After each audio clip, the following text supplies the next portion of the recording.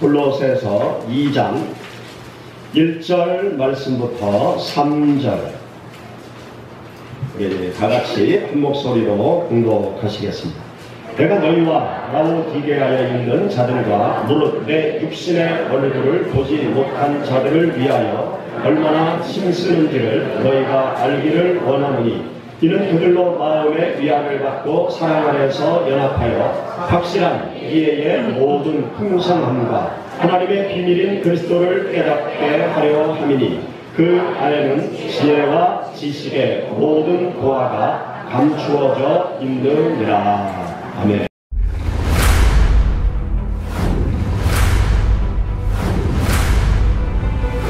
소라떡을 같이 먹을 정도로 강력하다.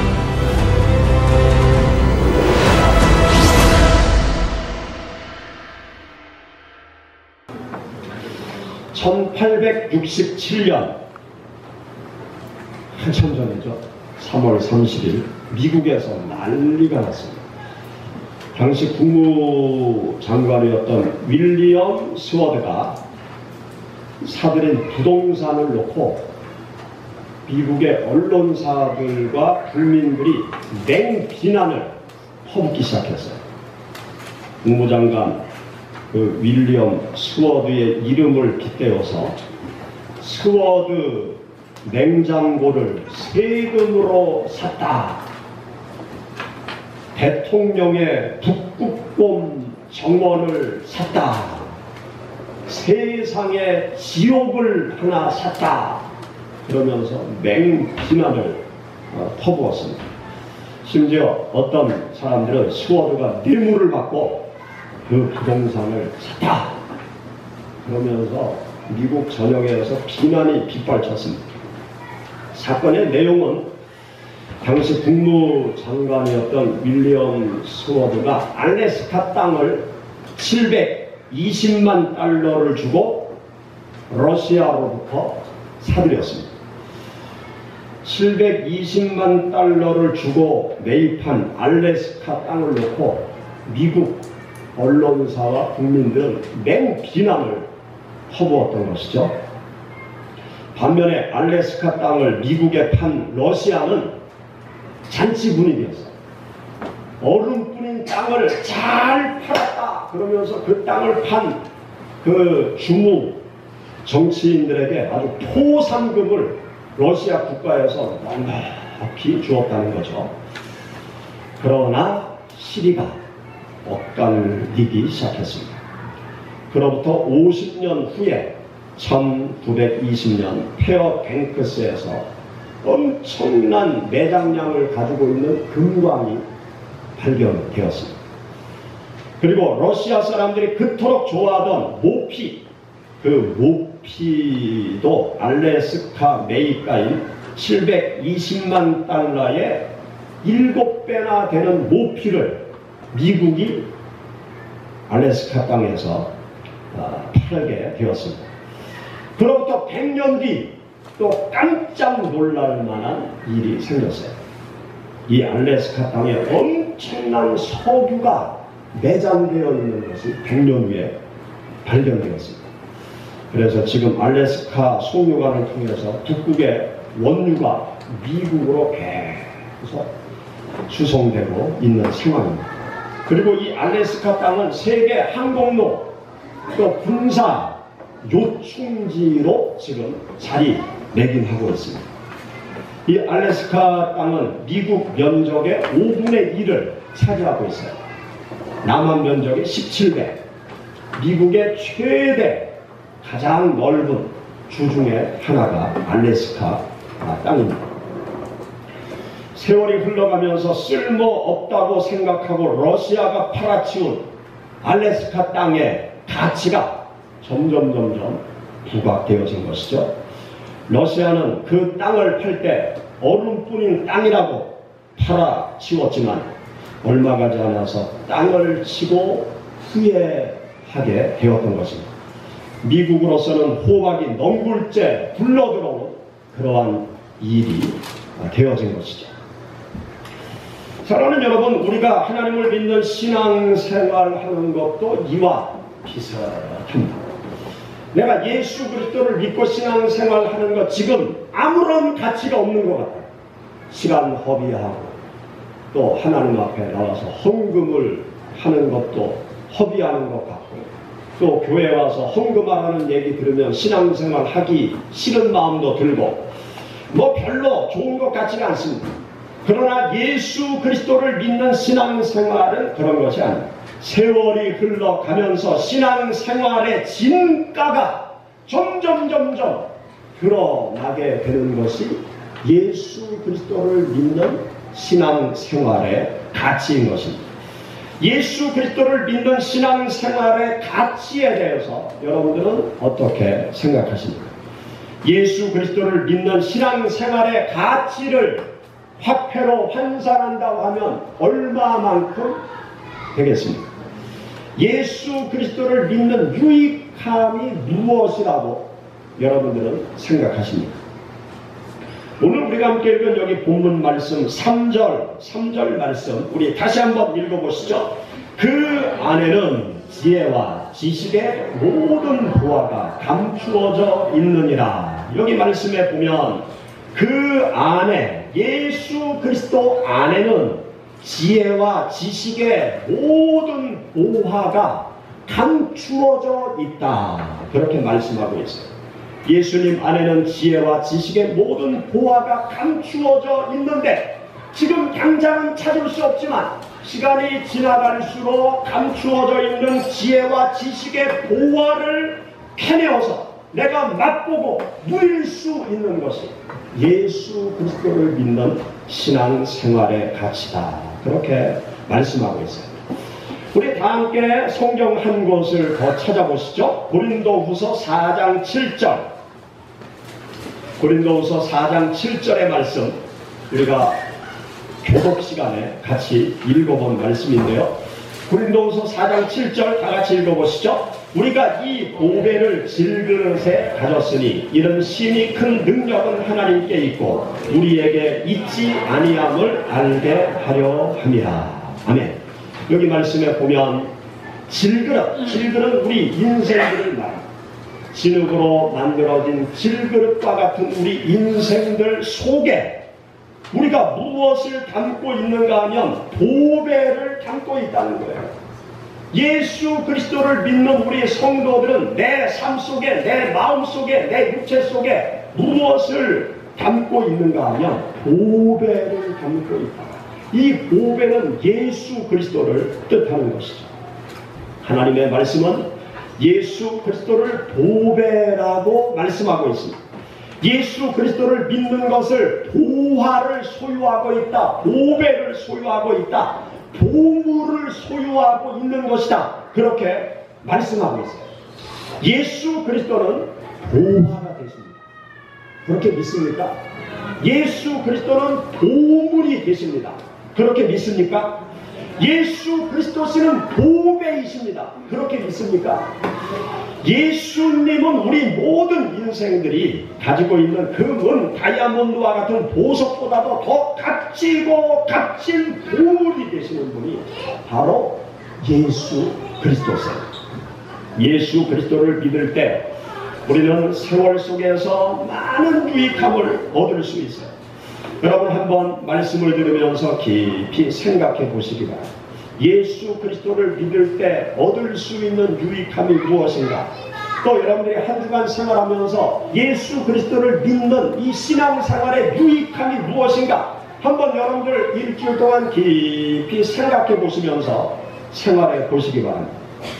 예수 그리스도를 믿는 우리 모든 성도들이 이 세월 속에서 내 인생의 삶 속에서 예수님께서 주시는 놀라운 보물과 같은 축복을 얻을 수 있는데, 그 축복 가운데 그 보물과 같은 은혜는 그 첫 번째로 무엇인가 하면 우리 모두가 천국을 얻을 수 있는 유익함을 예수 그리스도를 통해서 얻을 수 있다는 것입니다.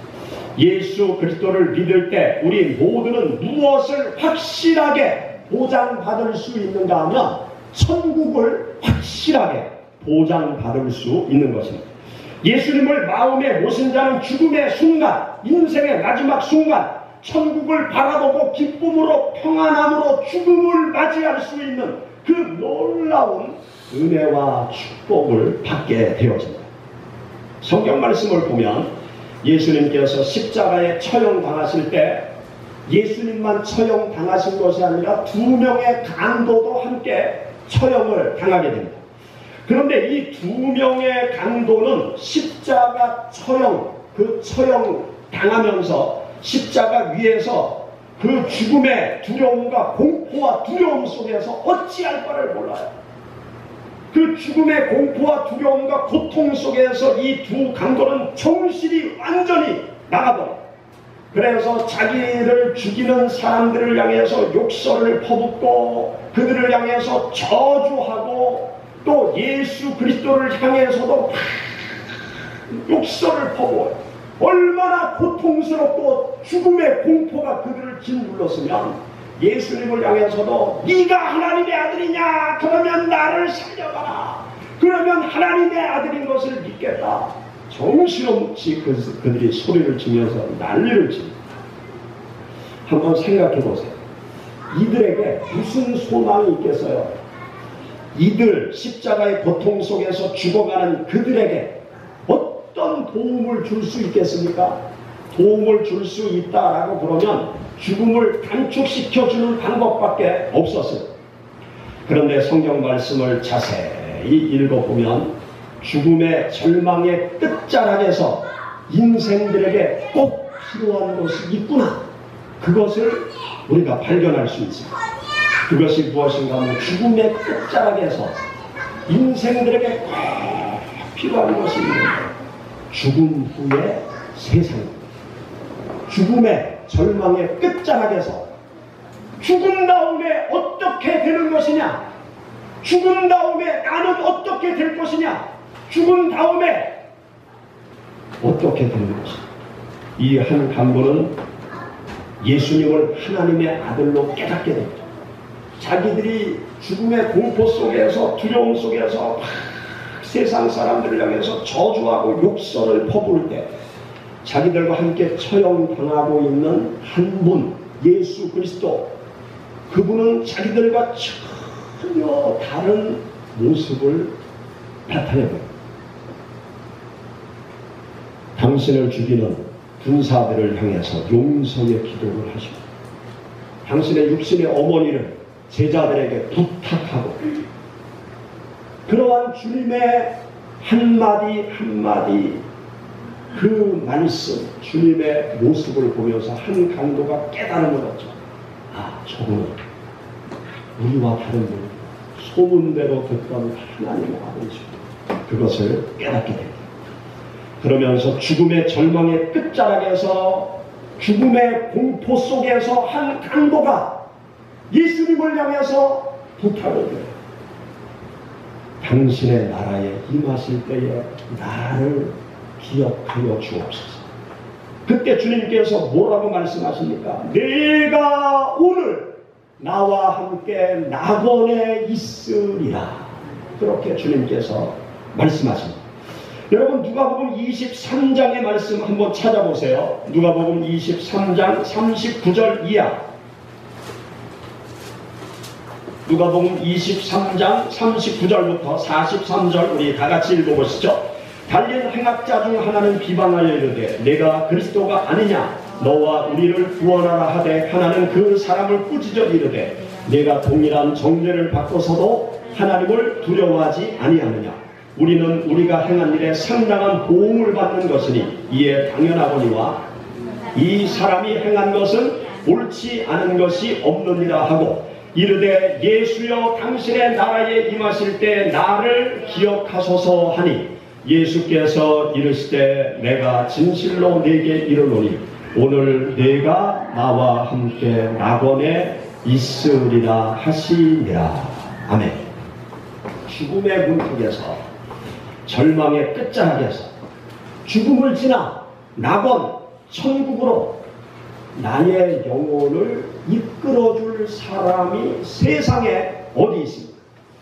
오직 예수 그리스도만이 죽음의 절망의 끝자락에서 우리 인생들에게 값진 선물, 영원한 천국을 선물로 주실 수 있는 분이십니다. 예수 그리스도 외에는 누구도 우리에게 죽음 후의 세상을 보장해 줄 사람이 없습니다. 제가 지난 1월 독일에 집회차 갔다가 독일에 있는 헤론후투라는 지역을 방문했어요. 헤론후투라는 지역에 갈 때 눈이 많이 왔어요. 회색빛 하늘, 눈이 많이 내리는 그 시골 아주 한적한 그 길을 가로질고 선교사님과 함께 헤론후투라는 지역을 갔습니다. 이 헤론후투라는 지역을 왜 갔는가 하면 거기가 특별한 그 지역이에요. 체코에 잔 후수라는 종교개혁가가 있는데 잔 후수의 종교개혁을 추종하던 무리들이 이리 도망가고 저리 도망가고 이리 밀리고 저리 밀리고 체코를 방황하다가 당시 체코와 독일의 접경지역 헤론후투라는 지역에 정착을 하게 되었습니다. 그래서 1500여 년경부터 지금까지 거기에 헤론후투라는 지역에 잔후수의 신앙을 이어가는 모라비안 교도들이 거기에 공동체 생활을 하고 있는 지역이 헤론후투라는 지역입니다.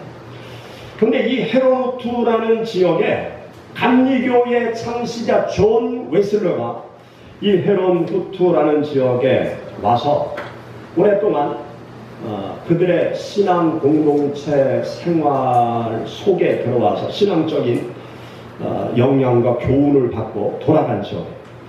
왜 잔 웨슬러가 이 헤론후투 지역에 있는 모라비안 교도들이 있는 곳에 오게 되었는가 하면 이 잔 웨슬러가 아메리카 대륙에 선교를 하러 갔습니다.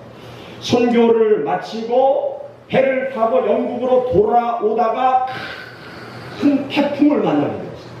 그래서 배가 파선할 위험에 처하게 되었어요. 그래서 다들 배에 탄 그 승객들이 막 두려움 속에 빠지고 그리고 존 웨슬러도 그 죽음의 공포를 느끼게 돼요. 그런데 어디선가 찬송가 소리가 들려요. 그래서 찬송가 소리를 쫓아서 선실로 가봤더니 거기에 한 10여 명의 사람들이 뺑 둘러앉아서 찬송가를 부르었어요. 그 찬송 부르는 그들의 모습을 보고 충격을 받는 선교사를 자처했던 자기도 죽음의 두려움 속에 어찌할 바를 모르고 있는데 일단의 무리들이 그 하선의 위험한 상황 속에서 죽음의 문턱 앞에서 하나님을 찬양하는 그들의 모습이 너무나 평안한 거예요. 너무나 평온한 거예요. 그래서 도대체 저들은 누구냐? 모라비안 교도들. 그리고 그 모라비안 교도들이 어디에 사느냐? 헤론후투라는 곳에 살고 있는 것을 알고 거기에 와서 그들의 신앙을 배워갔던 잔 웨슬러가 방문한 적이 그 헤론후투였습니다. 성도 여러분, 무엇이 죽음의 문턱에 있는 그들을 평온하게 했을까요? 무엇이 죽음의 절망 앞에서 두려워하는 무리들 가운데 담대한 평온을 갖게 했을까요? 예수 그리스도십니다. 죽음의 위험 앞에서 영원한 천국으로 인도하시는 예수 그리스도를 믿음으로 바라보았기 때문에 죽음이 두렵지 않았던 것입니다. 이 세상에서 죽음의 먼 문턱을 지나 영생의 세계로 들어간 사람 아무도 없습니다. 석가모니도 생즉 필사라, 태어나면 죽는 것이다, 그렇게 말하고 죽음을 받아들여 모하메드도 공자도 죽음의 절망 앞에서 초연히 담대히 그냥 죽음을 받아들였을 뿐 죽음의 문턱을 지나 영생의 세계로 들어가신 분은 예수 그리스도밖에 없는 것입니다. 이 세상 그 어디에도 어떤 사람도 죽음의 문턱에서 우리 인생들을 영생의 세계로 인도해 주실 분은 아무도 없습니다. 오직 예수 그리스도만이 죽음의 절망 끝자락에서 우리들에게 영생의 문을 열어주시고 내가 너를 영원한 천국으로 인도한다. 내가 나와 함께 오늘 낙원에 있게 될 것이다. 예수 그리스도만이 이렇게 말씀해 주시고 영원한 천국의 문을 활짝 열어주실 수 있는 것입니다. 예수님께서 요한복음 5장 24절에 말씀하셨어요. 내가 진실로 진실로 너희에게 이르노니 내 말을 듣고 또 나 보내신 이를 믿는 자는 영생을 얻었고 심판에 이르지 아니하나니 사망에서 생명으로 옮겨졌느니라. 할렐루야. 예수님만이 우리를 사망의 자리에서 영생의 자리로 천국으로 인도해 주실 수 있는 것입니다. 이 값진 은혜와 축복, 예수님께 있는 그 예수님을 내 마음속에 소유하고 있는 지금 당장 그 천국이 나에게 다가오지 않지만 여러분들이 인생을 살아가면서 50년, 60년, 70년 아니 10년, 20년 후에 예수 그리스도 믿기를 내가 잘했구나 할렐루야 하면서 천국의 문을 활짝 여시는 여러분들이 될 줄 믿습니다. 예수 그리스도는 보배로우신 분이십니다. 예수 그리스도는 이 세상 어떤 그 보석과 비교할 수 없는 보물이 되시는 분이 예수 그리스도십니다.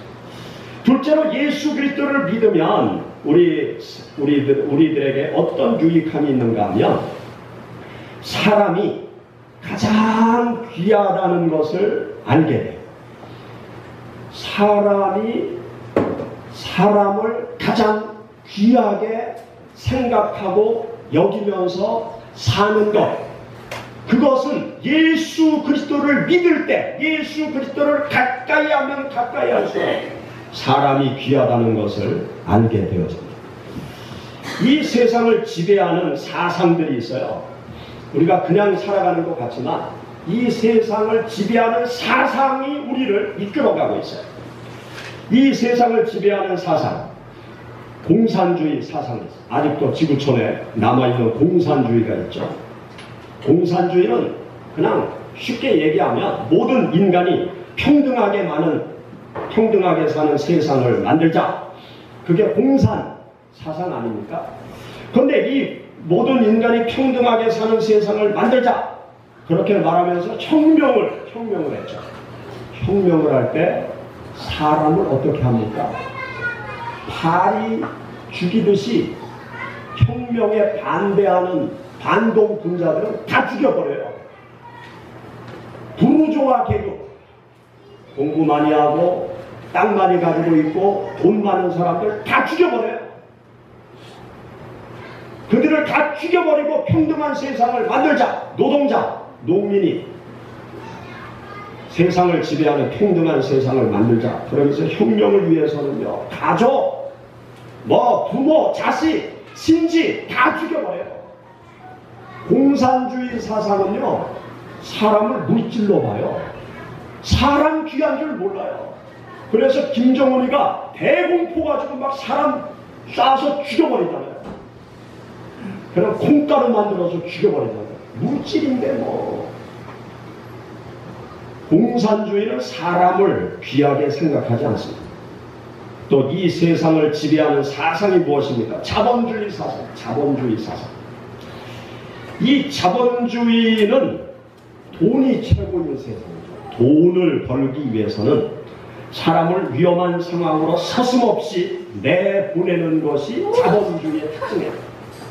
돈을 많이 벌고 많은 이익을 남기기 위해서 하청업체에 일을 맡기고 그 하청업체에서도 돈을 더 많이 남기기 위해서 수리할 때 매뉴얼대로 하지 않고 그냥 한 사람 혼자 가서 일하게 하다가 지하철 치워서 죽게 만들고 조선소에서 위험한 일 그냥 하게 하다가 사람 죽게 만드는 그런 일들이 우리나라에서 많이 일어나고 있잖아요.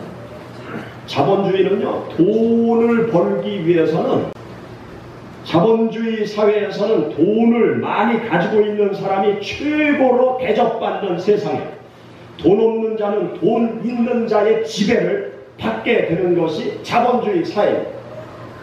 자본주의는 돈이 벼슬을 하는 돈이.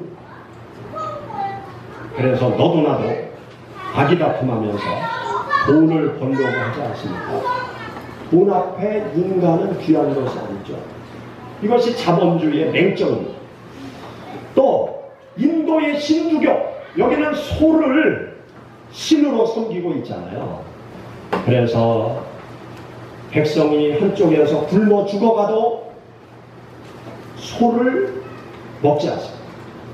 소는 비둥 살이 쪄가지고 여기저기 편하게 쉬고 있어도 그 소를 신으로 생각하기 때문에 이 힌두교도들은 절대로 굶어 죽어도 소를 잡아먹지 않습니다. 사람이 귀하지 소가 귀한 겁니까? 그런데 사람이 종교에 잘못 빠지면 그런 지배를 받을 수밖에 없어요. 우리가 예수 그리스도를 믿는 신앙생활을 할 때 예수 그리스도를 믿는 신앙인들은 사람이 귀하다는 것을 깊이 깨닫게 돼요. 이 땅에 오신 예수 그리스도는 왜 이 세상에 오셨습니까? 죄와 사망의 자리에 있는 인생들을 구원하기 위해서 예수님이 이 땅에 오셨어요. 예수님께서 세상에 계실 때 어떤 사람을 사랑하셨습니까? 가난하고 헐벗고 굶주리고 병들고 소외된 사람들을 예수님은 사랑하셨어요. 예수님은 누구를 위해서 사셨습니까? 당신 자신을 위해서 사신 것이 아니죠. 인생들을 위해서 살다가 인생들을 위해서 십자가에 못 박혀 죽으신 분이 예수 그리스도세요. 예수님께서 마태복음 20장 28절에 친히 말씀하셨어요. 인자가 온 것은 섬김을 받으려 함이 아니라 도리어 섬기려 하고 자기 목숨을 많은 사람의 대속물로 주려 함이라. 요한복음 10장 15절 나는 양을 위하여 목숨을 버리라. 나를 위해서 우리 인생들을 위해서 목숨을 버리기 위해서 오신 분. 그분이 바로 우리가 믿는 예수님이세요. 예수님은 이 세상에서 가장 귀하고 존귀한 존재를 사람으로 보셨습니다. 사람을 살리는 일에 당신의 생명을 바치신 분이 예수 그리스도세요. 그렇기 때문에 우리가 예수님을 가까이 하면 가까이 할수록 사람을 귀하게 생각하게 돼 있어요. 예수님을 믿으면 믿을수록 사람이 존귀하다는 것을 깨닫게 되어집니다. 성경을 알면 알수록 사람을 위하여 사는 삶이 가장 귀하고 가치 있는 삶이다 라는 것을 깨달을 수 있는 것입니다. 이 세상에서 가장 살기 좋은 나라는 어떤 나라입니까? 사람이 사람 대접을 받는 나라가 이 세상에서 가장 살기 좋은 나라입니다. 지상에 가장 선진 문명 국가가 어떤 나라예요? 사람이 사람 대접을 받는 거예요.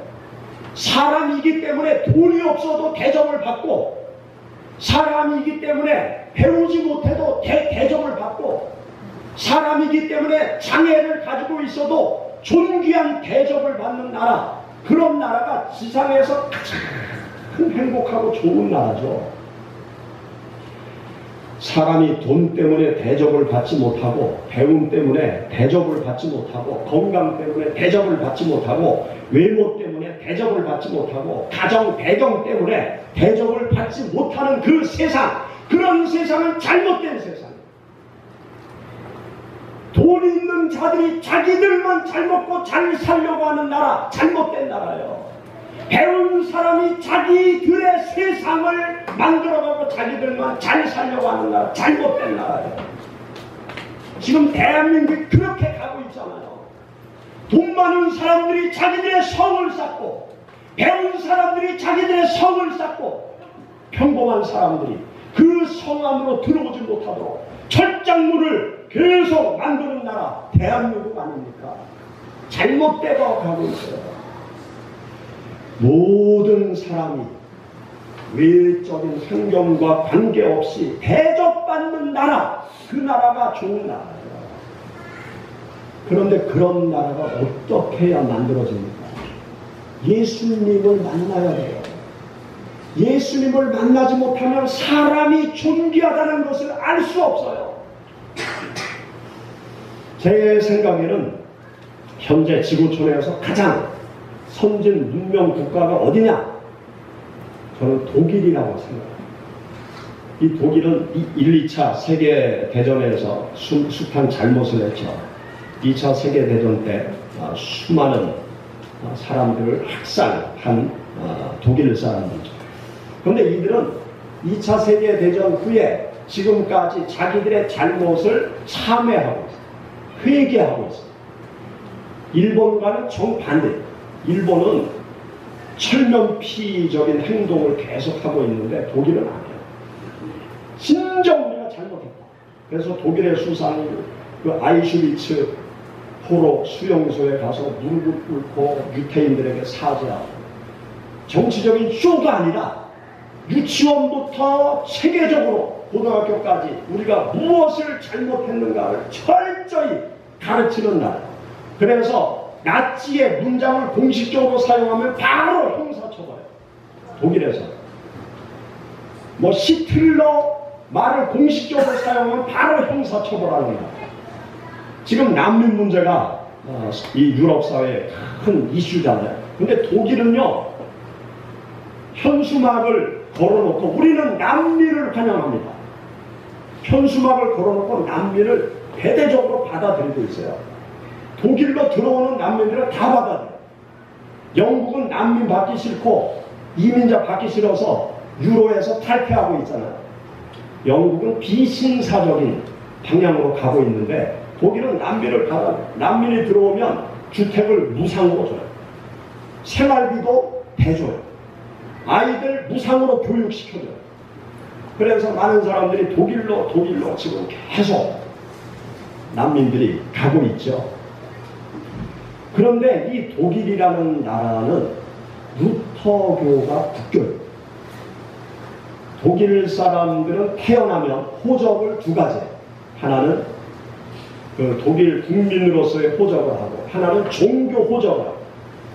그래서 루터교라고 대부분 종교 호적을 올려요. 그러면 평생 동안 종교세를 내요. 국가에 종교세를 내요. 그러면 종교세를 받아서 루터교 목사들에게 국가에서 봉급을 줘요. 독일이라는 나라의 저변에는 지금 현재는 이 기독교 사상이 그들 사회를 지배하고 있어요. 주일날 되면 백화점 문 다 닫아요. 물건 사러 갈 데도 없어요. 하나님의 뜻대로 살아가려고 노력하는 나라. 그러니까 인간을 존귀하게 생각하잖아요. 가난하고 헐벗고 굶주린 사람들을 어떻게 해서든지 구해주려고 하잖아요. 아이들이 태어나면 초등학교부터 대학교까지 학비 걱정 않고 다 무료로 대학교까지 다 공부를 시켜줘요. 누구든지. 외국인도 다 독일 와서 공부하면 다 무료로 공부시켜줘요. 왜 그렇습니까? 예수 그리스도를 알면 그렇게 할 수밖에 없는 거예요. 미국의 노예 해방운동을 벌인 아브라함 링컨, 그는 어릴 때부터 성경을 알았어요. 예수님을 알았어요. 성경을 보니까 흑인 노예 제도는 하나님이 싫어하는 거예요. 하나님의 뜻에 어긋나는 거예요. 하나님 아래 모든 인간은 평등하다는 것을 성경을 보니까 깨닫게 된 거죠. 예수님을 알게 되니까 모든 인간이 평등하다는 것을 알게 된 것이죠. 그래서 노예 해방 운동을 한 것이 아닙니까? 사랑하는 여러분, 예수님을 믿고 따르는 삶은 돈으로 환산할 수 없는 값진 보물을 내가 소유한 것입니다. 이 보물은요, 시간이 지나갈수록 진가가 드러나는 거예요. 인생의 마지막 순간에 충격이 오는 것만큼 엄청난 천국의 축복을 우리에게 마지막으로 가져다 주시는 분이 예수님이죠. 그뿐만이 아니라 인생길을 걸어가는 동안 예수님께서 우리들에게 주시는 그 축복과 은혜, 그 사랑, 말로 표현할 수 없는 엄청난 축복과 은혜가 예수 그리스도를 통해서 나에게 흘러나오는 것입니다. 사랑하는 여러분, 내가 예수님을 믿는 것은 보물을 소유한 것이라는 믿음을 가지시기 바랍니다. 그리고 보물 되시는 예수 그리스도를 가까이 하시고 그분께서 나에게 삶을 통해서 주시는 그 은혜와 축복을 누리시고 간증하시는 여러분들의 삶이 되시기를 축원합니다. 같이 기도하겠습니다.